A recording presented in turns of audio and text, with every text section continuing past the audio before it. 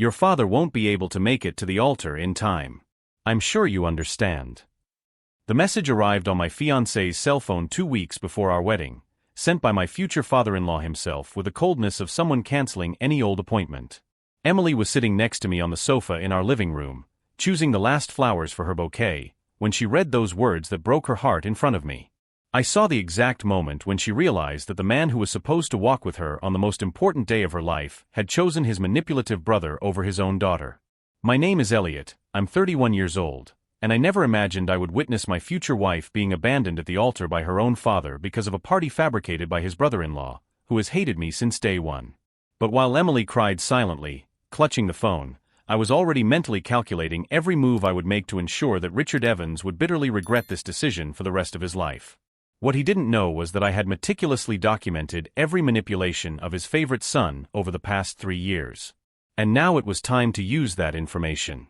The story began 5 years ago when I met Emily at a coffee shop in Portland. She was sitting alone at a corner table, reading an art book while drinking iced tea, completely oblivious to the movement around her. She had wavy brown hair that reflected the afternoon light and green eyes that sparkled with intelligence when she talked about the paintings she loved most. She was a graphic designer at a small but respected agency, creative and passionate about her work, with a smile that lit up any room. Our first conversation lasted 4 hours. We talked about art, travel, dreams, and family, and I discovered that behind that vibrant personality there was a deep sadness related to her family dynamics. Emily had lost her mother at the age of 12, and since then she had had a complicated relationship with her father and especially with her older brother Marcus, who always found ways to sabotage her happiness. I worked as a financial advisor and had built a solid career helping small businesses grow. I came from a close-knit and loving family in Seattle, where my parents were still married after 35 years and had always supported my decisions. The difference between our families was evident from my first meeting with her father. Richard Evans was a tall, imposing man in his 60s who worked as an executive at an insurance company. He had built a respectable reputation in the community, but at home he showed such obvious favoritism toward his older son that it was embarrassing. Marcus, 3 years older than Emily, was a real estate agent and had inherited all of his father's superficial charm, but he used this skill to manipulate situations to his advantage. From our first family gathering, I could tell that Marcus saw me as a threat.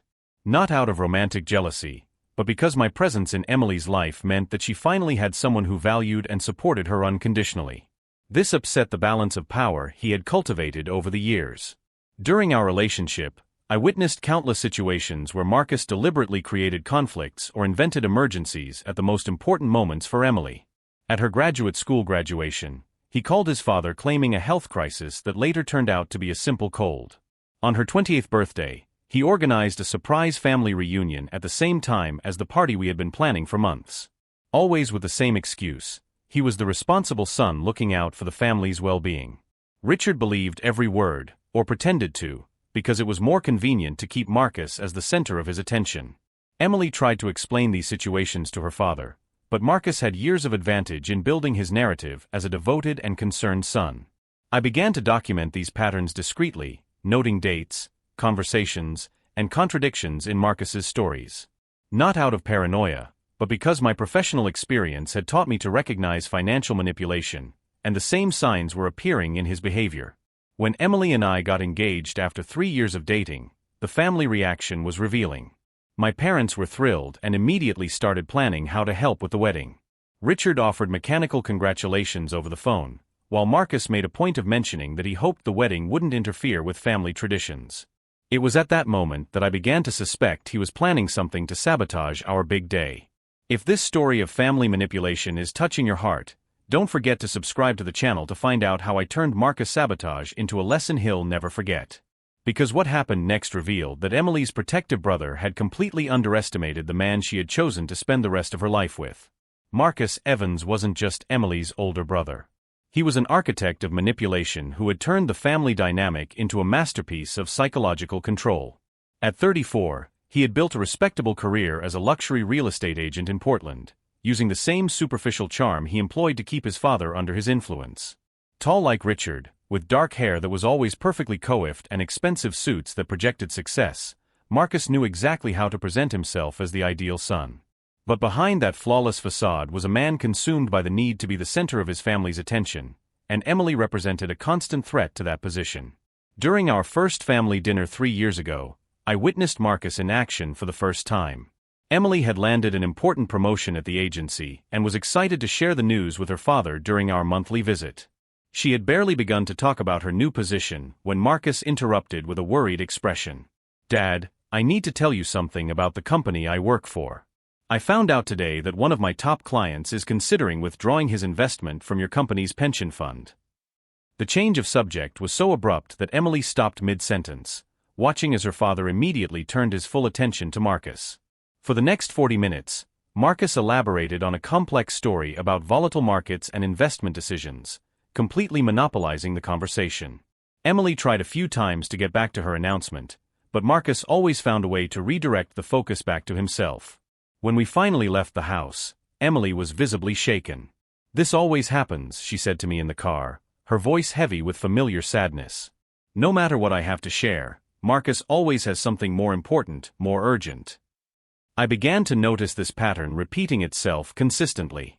During Richard's birthday last year, Emily had planned a special surprise, a weekend trip to a resort her father had always wanted to visit. She worked for weeks organizing every detail, coordinating dates, and making reservations.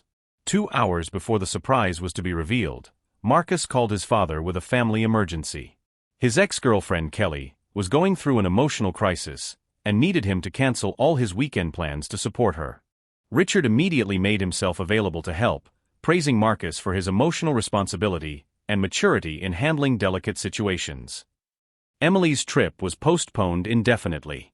I later found out through social media posts that Marcus had spent that weekend at a bachelor party in Las Vegas. Kelly wasn't in crisis. She had been happily in a new relationship for months. But Richard never learned the truth, and Emily never had the courage to confront the lie directly. "If I say Marcus lied, I'll look jealous and resentful," she explained when I asked why she didn't call him out on these situations. "He always has a way of turning things around and making me look like the villain." Marcus had developed an almost scientific system for sabotaging Emily's important moments. When she won a graphic design award that would be presented at a prestigious ceremony, Marcus organized an urgent family meeting to discuss the future of the family at exactly the same time. Richard considered the meeting more important than his daughter's ceremony. When Emily decided to take painting classes on weekends, a passion she had abandoned after her mother's death, Marcus began scheduling domestic emergencies that required her presence at her father's house. Leaks that never existed, electrical problems that magically resolved themselves before the electrician arrived, health issues with Richard that turned out to be false alarms. Always something that justified sacrificing Emily's personal interests for the good of the family. But it was during the planning of our engagement that I witnessed the true extent of Marcus' cruelty. Emily had chosen a special restaurant where she wanted to announce our engagement to her father. She reserved a table, planned the perfect moment, and even bought a new dress for the occasion. 30 minutes before we were due to leave, Marcus called in a panic. "Dad, I need your help urgently. I went to a house to view a property for an important client and now I'm locked in. The security system has been triggered and the police are on their way. I need you to come and pick me up and explain the situation." Richard canceled dinner immediately, leaving Emily devastated. Later, through a colleague of Marcus's in the real estate business, I discovered that he had made up the whole story. He spent that night at a bar with friends, posting photos on social media that he carefully excluded his father from seeing. The cruelty was not only in the lie, but in the precision with which Marcus chose to sabotage that particular moment. He knew Emily was planning to announce her engagement. She had innocently mentioned it during a phone conversation the week before. Marcus deliberately destroyed one of the most important nights of her life out of pure spite. It was at that moment that I began to systematically document his manipulations. As a financial advisor, I was used to identifying fraudulent patterns and inconsistencies in complex narratives. Marcus's lies followed a predictable template. They always involved emotional urgency, always cast Richard as the savior, and always coincided with important moments in Emily's life. I started saving screenshots of his social media posts that contradicted his claims, noting the dates and times of his emergencies, and verifying details of his stories through mutual contacts. What I discovered was a systematic network of manipulation that had been going on for over a decade. Marcus wasn't just a jealous brother. He was a calculating manipulator who had built his entire family identity on suppressing Emily's successes. Each of her victories represented a threat to his status as the special child. So he made sure those victories were overshadowed, sabotaged, or completely ignored. Richard, for his part, had become a willing participant in this dysfunctional system. Not out of deliberate malice, but out of a combination of unprocessed grief over his late wife and the convenience of having Marcus take on family responsibilities. It was easier to believe that Marcus was the devoted son and that Emily was naturally more independent and distant. Marcus carefully nurtured this narrative, painting himself as the protector of the family while portraying Emily as self-centered and unreliable. Emily never wanted much contact with us anyway, he would tell his father. She has her own interests now. It's natural for creative people to be more solitary. The perversity was in how Marcus used Emily's genuine qualities, her independence, creativity, and resilience, to justify emotional abandonment. When Emily didn't react dramatically to his sabotage, Marcus interpreted it as proof that she didn't really care about the family. It was such a sophisticated system of gaslighting that even Emily began to doubt her own perceptions. "Maybe I'm just too sensitive," she told me after another incident. "Maybe Marcus really just wants to help, and I'm misreading him." But I had evidence. Meticulous documentation that proved the deliberate pattern. And now, with Marcus scheduling his party on the same day as our wedding, he had made the mistake I had been waiting years for. He had become so confident in his ability to manipulate situations that he took unnecessary risks. This time, however, he didn't know he was dealing with someone who understood exactly how he operated. While Emily cried on our couch, clutching that cold message from her father, I was already calculating every move of my response. Marcus had completely underestimated the man his sister had chosen as her partner. And that arrogance would be exactly the opening I needed to expose 3 years of documented manipulation in one devastating move that would destroy the facade he had built forever. In the 3 days following Richard's devastating message, Marcus intensified his sabotage campaign with a cruelty that even I underestimated. He started by posting on social media about his professional achievement party that would coincidentally take place on the same day as our wedding.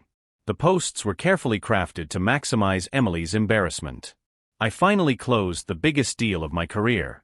Dad will be here to celebrate with me on this special day. Family always comes first. Every word was chosen to cut deep. Special day, echoing our wedding date ironically. Family always comes first, being a direct stab at Emily's heart. Marcus was certain he had one. Emily could barely get out of bed in the morning. I found her several times sitting on the bathroom floor, crying silently before work. "I should have seen this coming," she whispered, wiping her eyes with the back of her hands. "Marcus always gets what he wants. Always."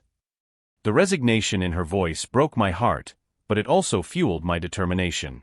She had spent so many years accepting these humiliations that she had completely normalized the emotional abuse. During breakfast on Thursday, Emily received another message, this time from Richard trying to justify his choice. "Honey, you understand that Marcus is going through a very important time in his career. As a father, I need to support him. I'm sure you and Elliot will have a beautiful wedding even without me there at the beginning." The message didn't even acknowledge that he was completely missing the ceremony.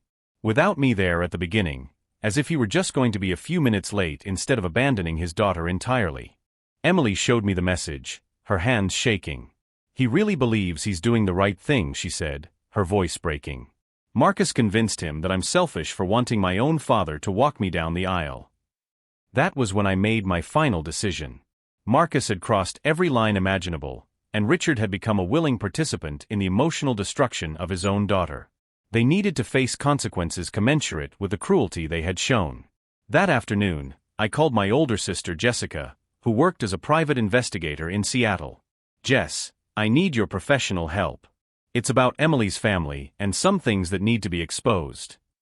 Jessica had known Emily for 4 years and had always noticed how tense she became when we talked about her family. "Elliot, you know I can help with anything. What's going on?" I explained the whole situation, including the 3 years of documentation I had collected on Marcus. "You have all of this documented systematically?" she asked, impressed. "Dates, contradictions, evidence on social media?" "Every incident from the last 3 years. Patterns, motivations, even some audio recordings of Marcus lying blatantly to our faces." Jessica laughed in admiration. "Little brother, You've documented a case of psychological manipulation better than some of my corporate clients. Send it all to me. I'll organize it so anyone can understand the extent of what Marcus has done. I also called my father, David, a retired lawyer with extensive connections in the Portland legal community. Dad, I need a favor. It's nothing illegal, but I need some truths to come out in a way that will have maximum impact. My father had met Marcus only once, during our engagement dinner, and instantly distrusted him. That young man has all the signs of a manipulative narcissist, he had told me later. Keep an eye on the family dynamics. Now, explaining the full situation, my father was visibly angry. Elliot, this behavior constitutes systematic psychological abuse. What are you planning to do? Full exposure, Dad. I want their entire community to see exactly who Marcus really is. And I want Richard to face the consequences of choosing to support a manipulator instead of protecting his daughter. My father was silent for a moment, considering the implications. Do you have enough evidence to back this up? 3 years of meticulous documentation. Jessica is organizing everything into a presentable format. Then we have a solid foundation. I'll make some calls. On Friday, I received an unexpected call from Tom, one of Marcus's co-workers at the real estate agency. Elliot? This is Tom Harrison. I work with Marcus. Can we talk? We met at a cafe away from Marcus's office. Tom was an honest, hard-working man in his 40s who had observed Marcus's behavior with growing discomfort. I heard about the situation with Emily's wedding, he said, fidgeting nervously with his coffee. And I need to tell you something. He revealed that Marcus had been lying constantly about family emergencies, to miss work or cancel important appointments. Last week, he said his father had a heart attack and he had to rush to the hospital. He canceled an important presentation for a client. Tom had later discovered through mutual friends that Marcus had spent that afternoon at a spa with a casual girlfriend. It's not the first time. He uses his family as an excuse for everything, but when I discreetly investigate, I find out he's lying. More importantly, Tom revealed that Marcus had openly boasted about sabotaging Emily's plans. On Monday, he was laughing in the office saying he'd finally put his spoiled little sister in her place. He said she'd always tried to compete with him for his father's attention, but now he'd proven who was more important. The casual cruelty of these statements confirmed everything I suspected about Marcus. He wasn't just reacting defensively to Emily's successes. He was actively destroying her happiness for pure sadistic pleasure. Tom, would you be willing to testify about these conversations if necessary? He nodded immediately. Marcus is a cancer on that company.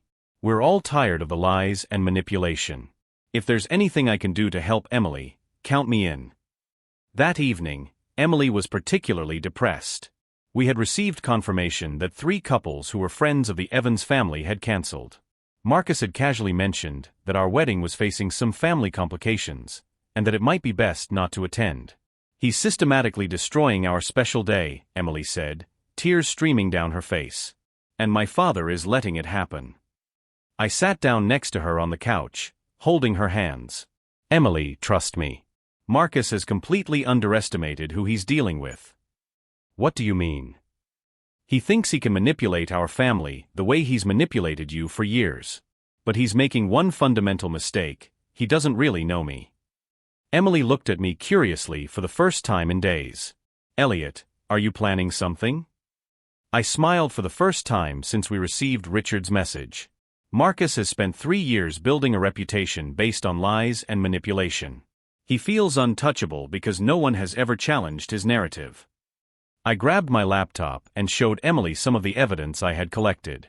Screenshots from social media that contradicted his emergency claims, audio recordings where he lied blatantly, statements from colleagues confirming his pattern of behavior. Emily's eyes widened as she examined each document. Elliot, you documented all of this? Every significant incident from the last 3 years. And now I have professional allies helping me organize this information in a way that will have maximum impact. What are you going to do? I closed my laptop and looked her straight in the eyes. I'm going to make sure Marcus faces the consequences of every lie he's told. And I'm going to do it in a way that he can never repeat this behavior with you or anyone else. Emily hugged me for the first time in a week, and I felt her tension begin to ease. Do you really think you can expose him? Emily, when Marcus scheduled your party on our wedding day, he made the mistake of choosing a public and significant date for his latest manipulation. That gave me the perfect platform. Platform. I smiled, already visualizing every move of my plan. Our wedding will go exactly as planned. But Marcus will find out that turning our special day into a stage for his manipulations was the biggest mistake of his life. What Marcus didn't know was that I had prepared a presentation that would not only expose 3 years of lies, but would do so in front of the entire community he had tried to impress. His fake celebration would become the scene of his most complete and public humiliation. And this time, he would have no way to reverse the narrative or manipulate people's perceptions. Because the truth, when presented with irrefutable evidence, has a devastating power that even the most skilled manipulator cannot overcome. The next morning, I began to implement the most elaborate plan of my life. First, I called our wedding planner Patricia, a professional woman who knew all the event vendors in Portland. Patricia, I need to add a special presentation to the reception. Something that will surprise all the guests. I explained that I wanted to pay tribute to the family by showing the importance of true family ties versus false ones. It will be a multimedia presentation with photos, testimonials, and a narrative about how to recognize authentic relationships. Patricia was intrigued but professional. Sure, Elliot. We can set up the audio-visual system for your presentation. How much time do you need? 15 minutes maximum. And I'd like it to be a complete surprise for Emily too. Meanwhile, Jessica had organized my documentation into a devastatingly clear presentation.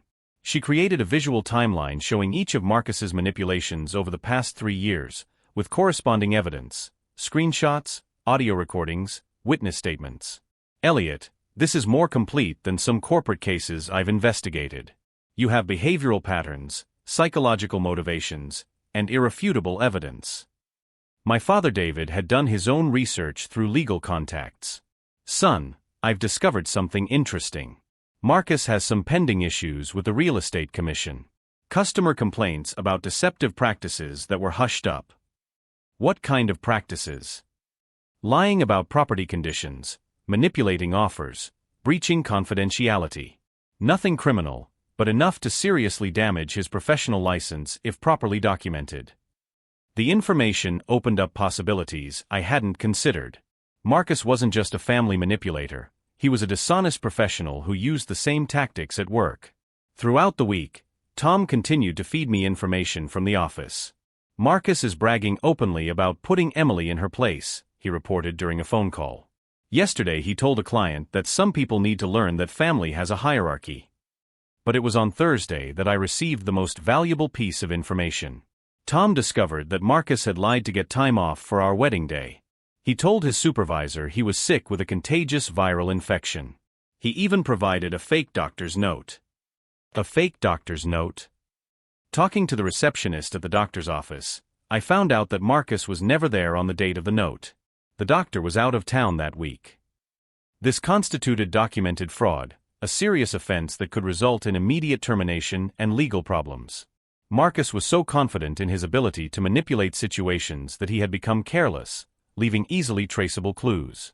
While I gathered evidence, Emily tried to process the family betrayal in a healthy way. She began therapy with a psychologist who specialized in toxic family dynamics. The therapist helped me understand that this isn't about me, Emily told me after a session. Marcus has a pattern of behavior that he would repeat with anyone who threatened his position. Seeing Emily gain professional perspective on the situation gave me even more motivation to expose Marcus completely. It wasn't just about our wedding, it was about breaking a cycle of psychological abuse that had lasted more than a decade. On Friday, 2 weeks before the wedding, Marcus escalated his taunts in a cruel way. He posted a video on social media explaining why he couldn't attend the wedding. Sometimes we have to make difficult choices between family commitments, he said to the camera with a fake sad expression. My father needs to be there to celebrate my most important professional achievement. The video was carefully edited to sound selfless, as if it were a noble sacrifice. I'm sure Emily understands that family means supporting each other in the moments that really matter. The cruelty was in the complete inversion of reality, portraying his sabotage as sacrifice and our frustration as selfishness. Emily watched the video and finally expressed genuine anger for the first time. "He really believes his own narrative," she said, tears of frustration streaming down her face. "He can lie so convincingly that even he believes it." It was at that moment that I made my final decision about the scope of my response. Originally, I had planned to only expose Marcus to family and close friends during our wedding. But his public cruelty demanded a proportional response. If he wanted to use social media to construct a false narrative, I would use the same platform to reveal the complete truth. I spent the weekend creating detailed profiles of every person who would be attending our wedding. I identified their values, concerns, and what would be most persuasive to each group. For Emily's co-workers, I prepared evidence focused on the professional impact of Marcus's manipulations. For family friends, I organized an emotional timeline showing how he had systematically sabotaged important moments in Emily's life. For Richard's business partners, I compiled information about Marcus's pattern of lies that suggested a lack of integrity in all areas of his life. My final plan had 3 integrated phases. First, during the reception, I would give my surprise presentation on the importance of true family, using the evidence I had gathered. Second, simultaneously, Tom and other colleagues of Marcus would receive documentation about his fraudulent practices at work. Third, Jessica would post a complete and factual exposé of the manipulations on social media, using the same platforms where Marcus had built his false narrative. The timing would be perfect. While Marcus was at his fake party, celebrating what he thought was his final victory over Emily, his professional and personal reputation would be systematically destroyed. But the most powerful element of my plan was something that neither Jessica nor my father knew about. During my investigations, I had discovered that Richard had had his own suspicions about Marcus for years. Through careful conversations with neighbors and family acquaintances, I learned that Richard had privately commented on inconsistencies in Marcus's stories. He knew, on some subconscious level, that he was being manipulated.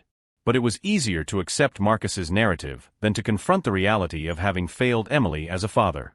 My presentation would include evidence that would allow Richard to save his dignity while acknowledging the truth.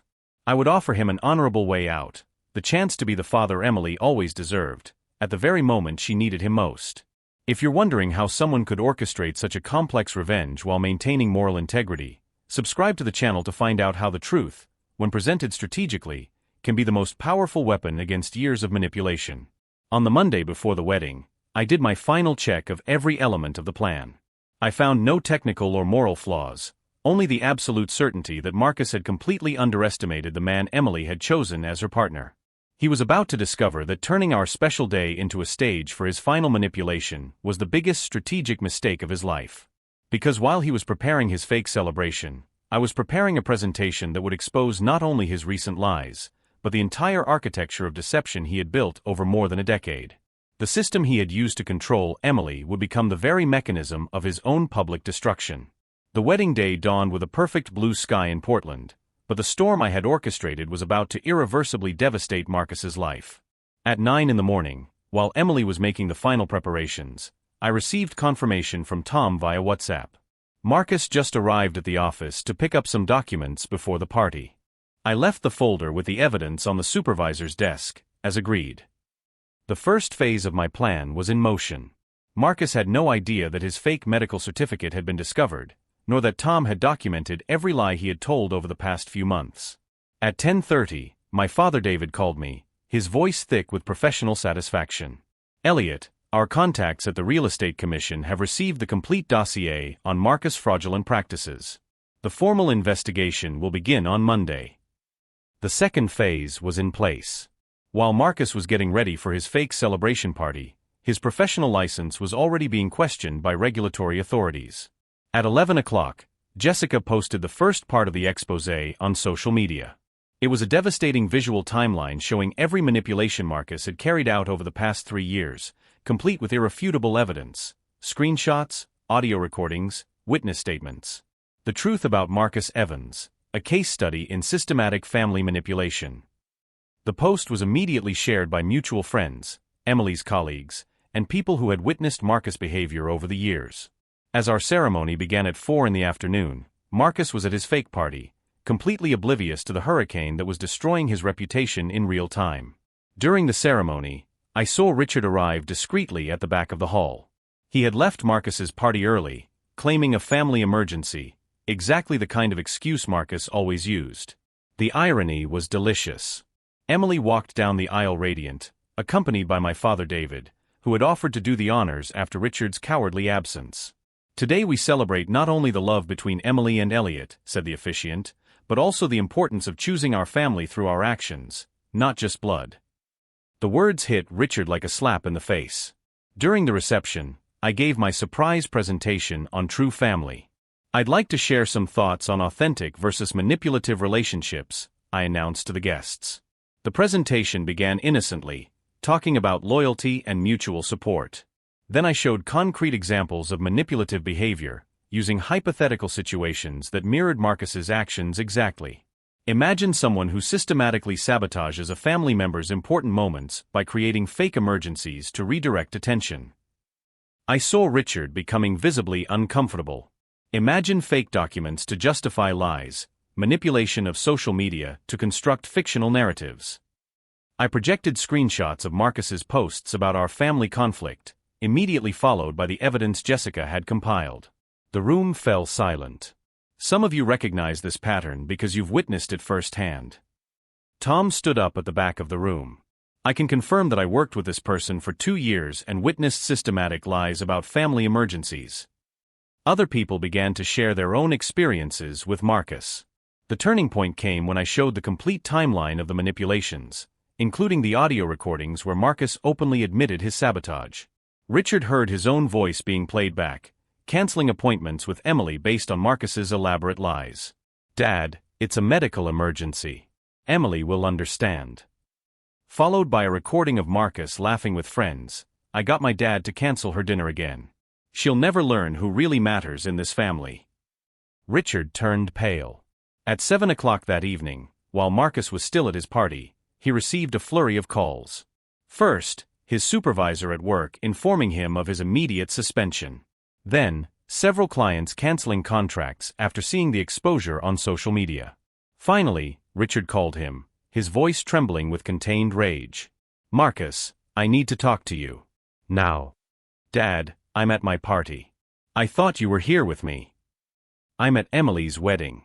And I just found out that you've been lying to me for years." I heard the deadly silence on the other end of the line. "I don't know what you're talking about." "Marcus, I saw the evidence. I heard the recordings. You manipulated me into abandoning my own daughter on her wedding day." The call was abruptly disconnected. 15 minutes later, Marcus arrived at our wedding like a hurricane, his face red with rage and despair. He burst into the hall shouting, "Elliot, what have you done to me?" Security immediately moved in, but I motioned for them to let him in. I wanted everyone to see Marcus out of control, his mask of charm finally removed. "I just revealed the truth, Marcus. Every lie, every manipulation, every moment you deliberately sabotaged Emily's happiness. You destroyed my career. You destroyed your own career with your fraudulent practices. I just documented what you were already doing." Richard approached Marcus, disappointment written all over his face. "Son, why did you do this? Why did you lie to me about Emily all these years?" Marcus looked around the room, seeing all the faces that knew him now watching him with a mixture of disgust and pity. His celebration party had become the scene of his most complete humiliation. "You don't understand," he muttered, the arrogance finally evaporating. "I just wanted you to see me. And to achieve that, you psychologically tortured your sister for years," I replied calmly. Security finally escorted Marcus out of the hall, but the damage was done. His reputation was destroyed, his career was over, and his relationship with his father was irreparably broken. Richard approached Emily, tears streaming down his face. "Daughter, forgive me.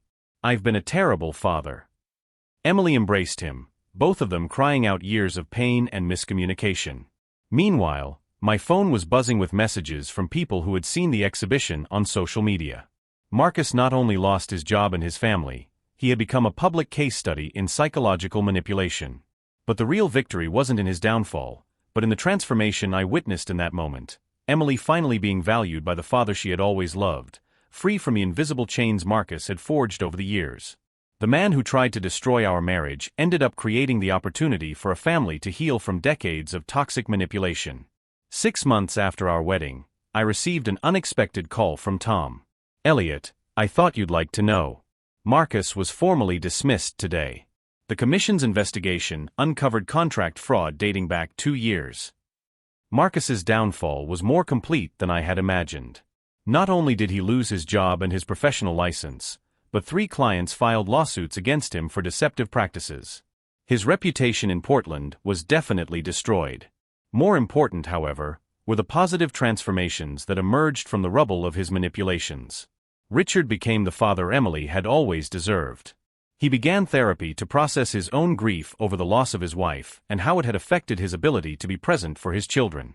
"Elliot," he told me over lunch 3 months after the wedding, "thank you for forcing me to see the truth. I failed Emily for years." Emily blossomed in ways I had never seen before. Free from the invisible chains of Marcus's manipulation, she began to express opinions more assertively, pursue creative projects she had abandoned, and develop the self-confidence that Marcus had systematically destroyed. "For the first time in my adult life, I feel like I can just be myself without fear of sabotage," she told me one night as she worked on a painting, a hobby she had taken up again after years of neglect. Most surprising was the community reaction. Exposing Marcus publicly not only had negative consequences for him, but it also sparked important conversations about family manipulation and psychological abuse. Several people reached out to me to share their own experiences with manipulative family members, thanking me for courageously exposing patterns they recognized in their own lives. Jessica, my investigative sister, commented that my documentation had become an informal template for other similar cases. "You proved that systematic manipulation can be fought with organized evidence and careful strategy," she said. "Marcus attempted reconciliation once, showing up at our house 6 months later, visibly broken and desperate. 'Elliot, you destroyed my entire life,' he said, the arrogance completely evaporated. 'Marcus, I just revealed who you really were. Your own actions destroyed your life. Can I have a second chance with Emily?' I looked at Emily, who was standing next to me. That's up to her, not me." Emily took a deep breath before responding. "Marcus, when you're willing to do serious therapy, to fully acknowledge what you've done, and to genuinely work on your own healing without expecting immediate forgiveness, we can talk. But that could take years." Marcus nodded, seeming to finally understand the magnitude of his actions. He moved to another city, where I hear he's working a modest job and going to therapy regularly. Perhaps, eventually, he will find a healthy way to relate to his family. As for me, I learned that the truth, when presented strategically with irrefutable evidence, has a transformative power that goes far beyond simple revenge. I didn't destroy Marcus for sadistic pleasure, but exposed a system of abuse that was hurting people I loved. Richard and Emily now have a genuine, healthy father-daughter relationship. Our married life has blossomed in an environment free of drama and toxic manipulation. And our story has become an example for other families facing similar dynamics. The most powerful lesson was understanding that confronting manipulators requires patience, documentation, and strategy, not impulsive emotional reactions. Marcus spent years constructing a false narrative about who he was versus who Emily was. Dismantling that narrative required systematic evidence and perfect timing to reveal the truth. If you are facing family manipulation or know someone stuck in similar toxic dynamics, subscribe to the channel for more stories of how the truth can free people from destructive relationships. 2 years later, Emily and I bought our first home. While moving in, we found a letter Richard had written but never sent, thanking us for saving his family from years of unconscious manipulation. "You gave me my daughter back," the letter read. "And you gave me the chance to be the father she always deserved." Today, Marcus is just a distant memory of a difficult period our family overcame. Emily paints regularly. Richard is a loving grandfather to our future children, and I've learned that sometimes protecting the people we love requires the courage to confront uncomfortable truths. The greatest revenge wasn't Marcus' downfall, but the healing of a family that finally learned to love each other without manipulation.